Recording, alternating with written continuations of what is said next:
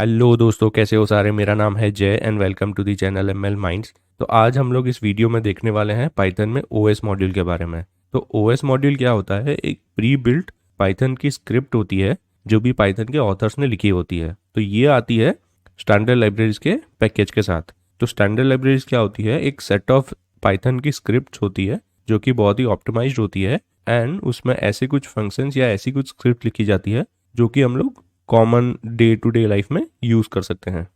तो आइए शुरू करते हैं। इसको पहले इंपोर्ट कर लेते हैं। तो सिंपली हम लोग लिख देंगे इंपोर्ट ओएस। तो ये ओएस मॉड्यूल इंपोर्ट हो जाएगा। तो ये हम लोग यूज़ करते हैं हमारे ऑपरेटिंग सिस्टम के साथ इंटरेक्ट करने के लिए, हमारा फाइल सिस्टम नेविगेट करने के लिए, या फाइल के बारे में आप कुछ इन्फॉर्मेशन देखना चाहते हो उसके बारे में, या तो फिर आप अपने सिस्टम में जो भी आपकी एनवायरनमेंट वेरिएबल्स है उसको मॉडिफाई करने के लिए, क्रिएट करने के लिए या डिलीट करने के लिए। तो इन सब चीज़ों के लिए आप ओएस मॉड्यूल का यूज़ कर सकते हो। तो पहले हम देखेंगे कि ओएस मॉड्यूल में कौन कौन से एट्रीब्यूट्स या फंक्शंस हैं। तो उसके लिए हम क्या करेंगे, dir फंक्शन का यूज़ करेंगे और उसमें लिख देंगे ओएस। तो हम इसको रन करेंगे तो ये फंक्शंस या एट्रीब्यूट्स हैं ओएस मॉड्यूल के अंदर जो भी हम लोग यूज़ कर सकते हैं। तो हम ये सारे नहीं देखेंगे, लेकिन इसमें से कुछ कुछ जो भी हम लोग कॉमनली यूज़ कर सकते हैं वो सारे हम कवर करने वाले हैं इस वीडियो के अंदर। तो ये सारे फंक्शंस एंड एट्रीब्यूट्स हैं। तो इसमें सबसे पहला जो भी बेसिक वाला है, अगर हम लोग देखना चाहते हैं कि हम कौन सी डायरेक्टरी में हैं, ये फाइल जो कि है मेरी मेन डॉट पाई, ये कौन सी डायरेक्टरी के अंदर है, तो उसके लिए ओएस मॉड्यूल का जो भी फंक्शन है वो है os डॉट गेट cwd। तो cwd का फुल फॉर्म है गेट करंट वर्किंग डायरेक्टरी। तो ये क्या करेगा, जिस भी डायरेक्टरी में हम अभी वर्क कर रहे हैं वो डायरेक्टरी हमको प्रिंट कर देगा। तो आप देख सकते हो मैं डी डिस्क के अंदर पाइथन फोल्डर के अंदर ये जो मेरा मेन डॉट पाई स्क्रिप्ट है वो यहाँ पर है। तो ये प्रिंट कर दे रहा है। तो अब अगर हम चाहते हैं कि हम चेंज करना चाहते हैं डायरेक्टरी को, तो उसके लिए ओएस मॉड्यूल का फंक्शन है os डॉट chdr। तो chdr का मतलब क्या है कि चेंज डायरेक्टरी। और यहाँ पे हम जिस भी डायरेक्टरी में जाना चाहते हैं हम उसका पाथ दे देंगे। तो यहाँ पे मैं क्या करूँगा, मेरा जो भी डेस्कटॉप में है मैं वहाँ पे चेंज कर दूंगा। तो यहाँ पे मैं उसका पाथ लिख दूंगा। ये आपका पाथ डिफरेंट हो सकता है, लेकिन आपको वो पाथ लिखना है जिस भी डायरेक्टरी में आप जाना चाहते हो या जिसमें आप चेंज करना चाहते हो। तो यहाँ पे मैं लिख दूंगा डेस्कटॉप। और अगर आप विंडोज़ में हो तो आपको याद रखना है कि आपको डबल बैकस्लैश लगा देना है। यहाँ से हम लोग क्या करेंगे, प्रिंट स्टेटमेंट को हटा देंगे। तो इतना करने के बाद अगर हम देखेंगे कि हम लोग कहाँ पे हैं, तो हम लोग उसको ऐसे लिख देंगे os dot gate current working directory. यहाँ पे मैं ऊपर भी लिख देता हूँ। तो अब आप देखो, पहले हम लोग कहाँ थे, पाइथन डायरेक्टरी के अंदर थे हमारी डी डिस्क के अंदर, लेकिन अभी हम लोग डेस्कटॉप पे आ गए हैं। ये हमने चेंज कर दिया है ना। तो ऐसे आप चेंज कर सकते हो डायरेक्टरी को जिसमें भी आप वर्क करना चाहते हो। उसके बाद हम देखेंगे कि अगर हम लोग लिस्ट करवाना चाहते हैं कि हमारे डेस्कटॉप के अंदर कौन कौन सी फाइलें हैं, तो उसके लिए हम लिस्ट dir का यूज़ करेंगे। तो उसके लिए हम सिंपली लिख देंगे os डॉट लिस्ट dir। तो ये क्या करेगा, मेरे डेस्कटॉप के ऊपर जो जो भी फाइल्स हैं वो सारी की सारी उसकी लिस्ट बना के हमको रिटर्न कर देगा। तो आप देख सकते हो ये सब मेरे पास है ना, ये सारे फोल्डर्स हैं या जो भी डेस्कटॉप पे जो भी लिंक आइकॉन बना रखी है वो है। तो ऐसे आप लोग लिस्ट करवा सकते हो आपकी डायरेक्टरी के अंदर कौन कौन सी फाइल्स या फोल्डर्स अवेलेबल हैं। अब अगर हम चाहते हैं कि हम डायरेक्टरी को क्रिएट करना चाहते हैं, तो अब हम देखेंगे अगर हम डायरेक्टरी को क्रिएट करना चाहते हैं तो वो हम कैसे कर सकते हैं। तो उसके लिए हम क्या करेंगे, उसके लिए फंक्शन यूज़ करेंगे हम लोग os डॉट mkdir। तो वो हम लोग यहाँ पे लिख देंगे os डॉट mkdir। तो यहाँ पे os डॉट mkdir के अंदर हमको क्या देना है, जो भी डायरेक्टरी हम क्रिएट करना चाहते हैं उसका नेम दे देना है।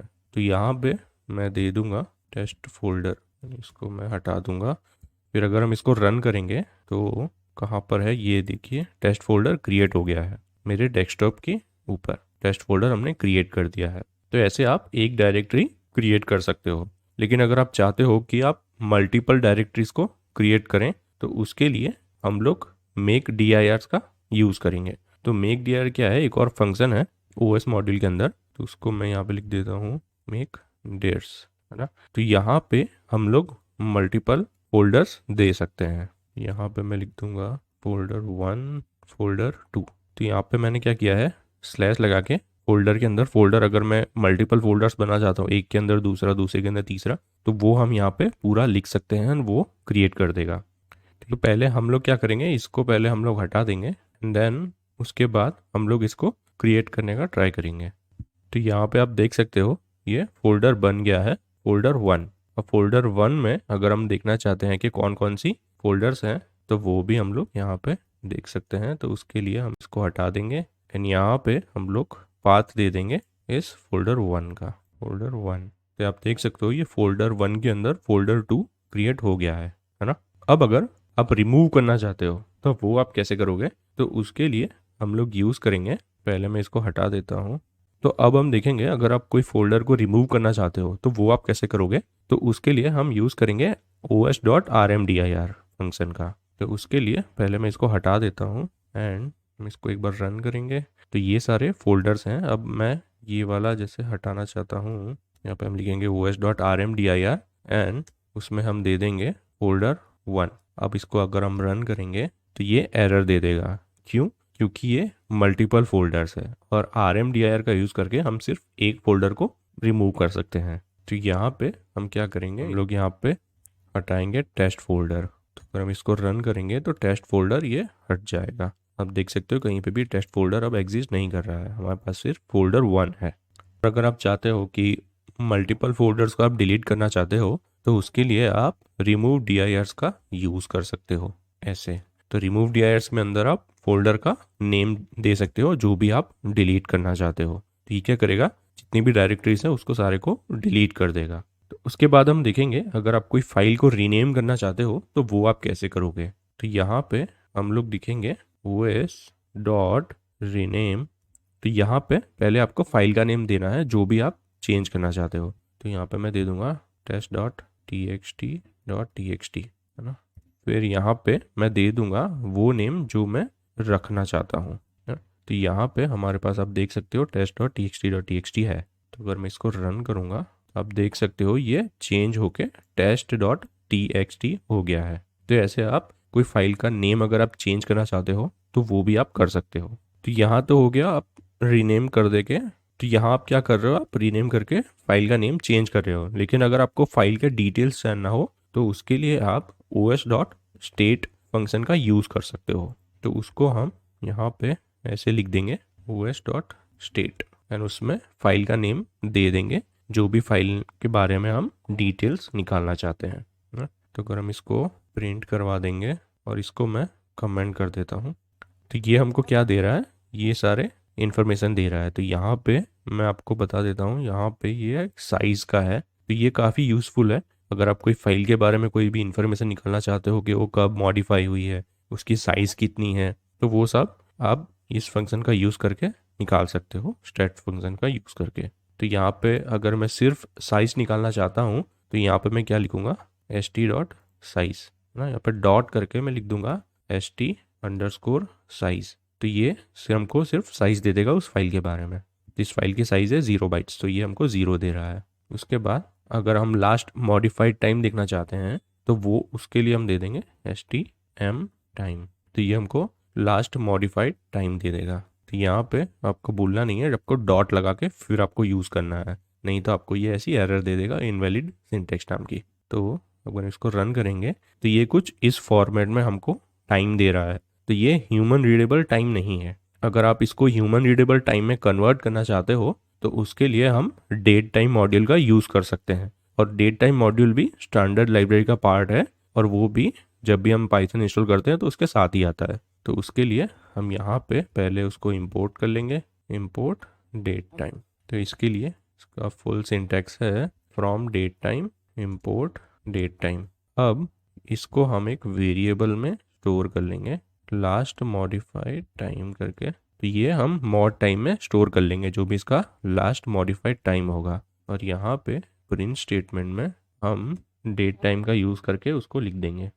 तो यहाँ पे हम क्या लिखेंगे, date time dot from time stamp and उसमें हम पास कर देंगे मॉड टाइम। तो ये हमको लास्ट मॉडिफाइड टाइम दे देगा जो कि ह्यूमन रीडेबल फॉर्मेट में। आप देख सकते हो ये डेट दे रहा है एंड टाइम दे रहा है ना। तो ऐसे आप डेट टाइम का यूज़ करके उसको ह्यूमन रीडेबल फॉर्मेट में आप निकाल सकते हो जो भी इसका इस फाइल का लास्ट मॉडिफाइड टाइम है। और उसके बाद हम देखेंगे, तो इसके बाद हम देखेंगे अगर आप कोई डायरेक्टरी के अंदर जो भी फाइल्स है उसको आप एक ट्री की तरह देखना चाहते हो, या उसमें कौन कौन सी फाइल्स हैं या कौन कौन सी डायरेक्टरीज हैं, उनका पाथ क्या है, अगर आप वो सब दिखना चाहते हो तो os.walk फंक्शन का यूज़ कर सकते हैं।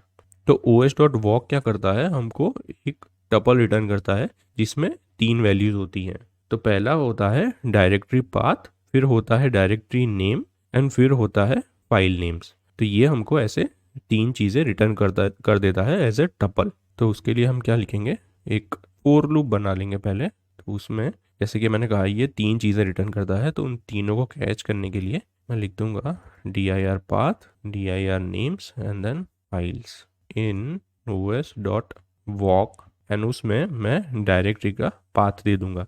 तो अगर आप करंट वर्किंग डायरेक्टरी का देना चाहते हो तो आप सिंपली लिख सकते हो os.get करंट वर्किंग डायरेक्टरी, है ना। तो ये करंट वर्किंग डायरेक्टरी के में जो भी होगा वो सब ले लेगा। अदरवाइज यहाँ पे आप सीधा पाथ भी दे सकते हो डायरेक्टरी का, जैसे हमने ऊपर दिया है यहाँ पे ऐसे। तो फिर हम कॉलन लगाएंगे एंड देन उसको प्रिंट करेंगे dir path print dir names और उसके बाद प्रिंट फाइल्स। तो हम इसको मैं पहले नीचे कर देता हूँ, तो इसको अब रन करेंगे तो आप देख सकते हो ये सारा का सारा निकाल के हमको दे रहा है। तो यहाँ पे डेस्कटॉप पे मेरे पास इतनी सारी फाइल्स हैं, तो ये सारी निकाल के दे रहा है। तो आप देख सकते हो डेस्कटॉप में ये पहले फोल्डर 1 है RPCS है, ये सारे फोल्डर्स हैं, है ना। फिर उसके बाद ये पाथ है ना। तो यहाँ पे हम थोड़ा और इसको सिंपल करने के लिए, रीडेबल करने के लिए हम यहाँ पे लिख देंगे dir path, और यहाँ पे लिख देंगे dir names,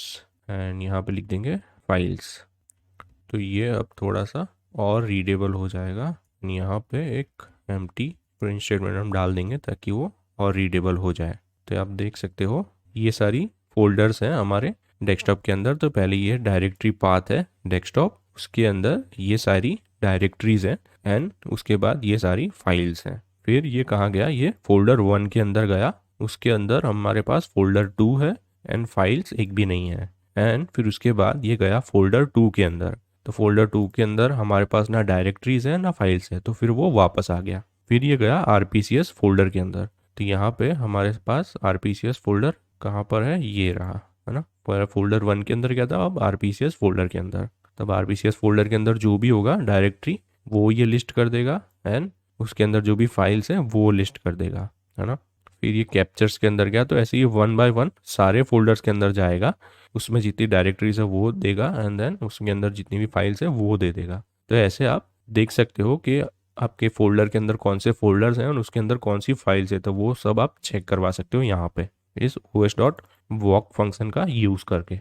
तो इसके बाद हम देखेंगे अगर आप चाहते हो कि एनवायरनमेंट वेरिएबल्स आप निकालना चाहते हो कि आपके कौन कौन से एनवायरनमेंट वेरिएबल सेट हैं, तो उसके लिए हम क्या करेंगे, os.environ का यूज़ करेंगे। तो उसके लिए ये है, हम क्या लिखेंगे os.environ.get।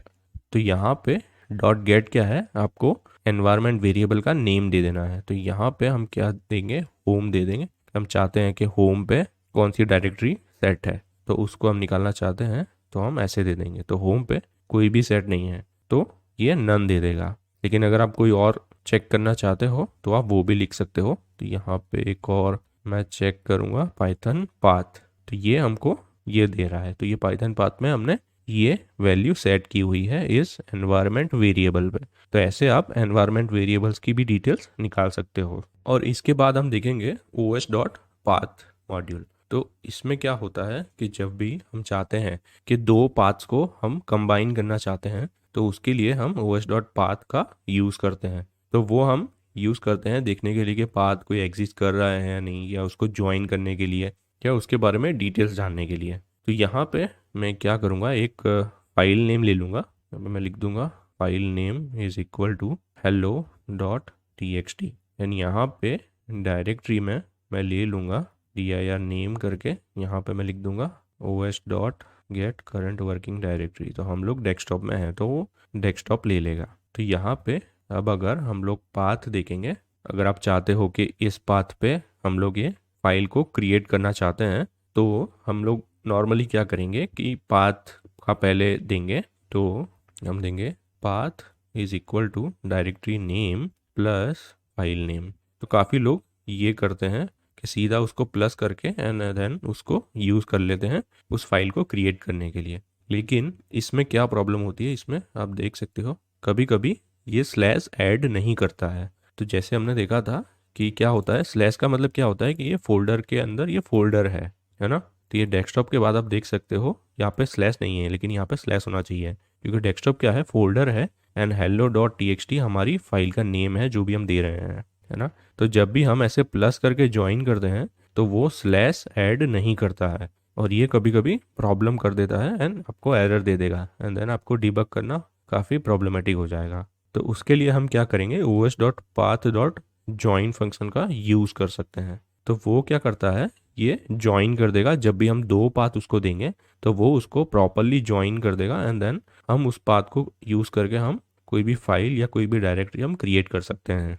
तो उसके लिए हम क्या लिखेंगे, os.path.join, उसमें हम दे देंगे directory name and then file name. अब अगर हम इसको प्रिंट करेंगे तो ये क्या करेगा, इसको प्रॉपरली ज्वाइन करेगा विथ स्लैश। यहाँ पे आप देख सकते हो इसने स्लैश ऐड कर दिया है। तो ये आपको ध्यान रखना है कि आप जब भी पाथ के साथ अगर आप ऐसे फाइल्स क्रिएट कर रहे हो किसी भी डायरेक्टरी के अंदर, तो आप अगर पाथ ज्वाइन करना चाहते हो तो आप उसको ऐसे ज्वाइन कर सकते हो प्रॉपरली एंड उसमें स्लैश ऐड कर देगा।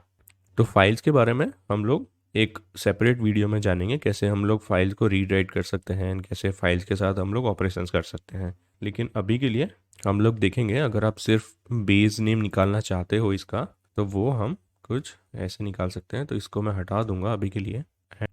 तो अगर आप सिर्फ बेस नेम निकालना चाहते हो तो आप यहाँ पे क्या लिखोगे, os.path.base नेम एंड उसमें आप अपना पाथ वाला जो वेरिएबल है उसको पास कर दोगे।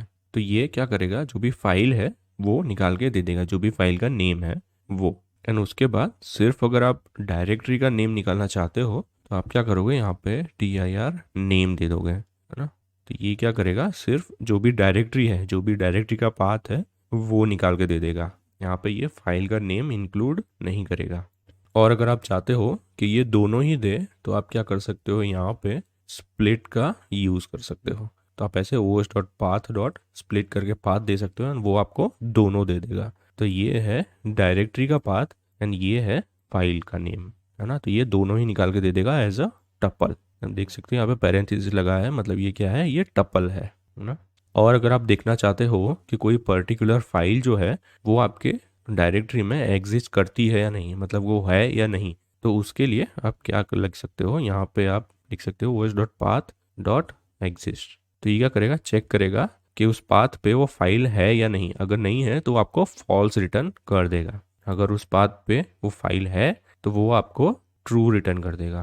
तो हम यहाँ पे दे देंगे टेस्ट, तो ये हमको ट्रू रिटर्न कर देगा क्योंकि उस डेस्कटॉप पे हमने test.txt अभी बनाई थी, तो ये इसलिए हमको ट्रू रिटर्न कर देगा। तो ऐसे आप चेक कर सकते हो कि कोई फाइल डायरेक्टरी में है या नहीं। और अगर आप चेक करना चाहते हो कि ये कोई फाइल है या कोई डायरेक्टरी है, आपको पाथ में नहीं पता कि पाथ में क्या है, पाथ में डायरेक्टरी है या पाथ में फाइल है, तो अगर आप वो चेक करना चाहते हो कि पर्टिकुलर पाथ एक डायरेक्टरी है या फाइल है, तो उसके लिए आप यूज़ कर सकते हो इस फाइल।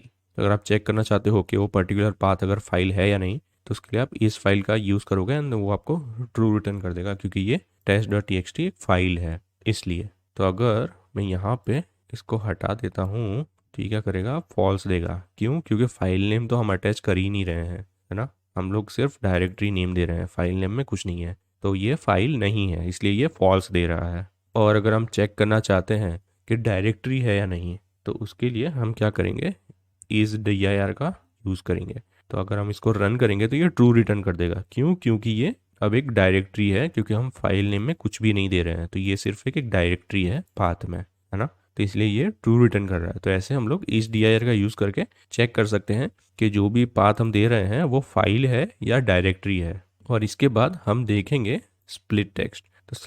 तो स्प्लिट टेक्स्ट क्या करता है कि पहले हम इसको वापस कर देंगे एंड स्प्लिट टेक्स्ट, आइए देखते हैं क्या करता है। ये हमको दोनों ही दे देगा। ये आप देख सकते हो स्प्लिट टेक्स्ट क्या करेगा, जो भी डायरेक्टरी है वो भी दे देगा एंड जो फाइल है वो भी दे देगा। एंड देन आप अगर एक्सटेंशन अलग से चाहते हो तो वो भी आपको ये निकाल के दे देगा। तो ये क्या करेगा, फाइल भी दे देगा एंड एक्सटेंशन अलग से निकाल के दे देगा। तो ये यूज़फुल रहता है जब भी आप चेक करना चाहते हो किसी फाइल का एक्सटेंशन, तो तब आप स्प्लिट टेक्स्ट का यूज़ करके आप एक्सटेंशन पे चेक करवा सकते हो।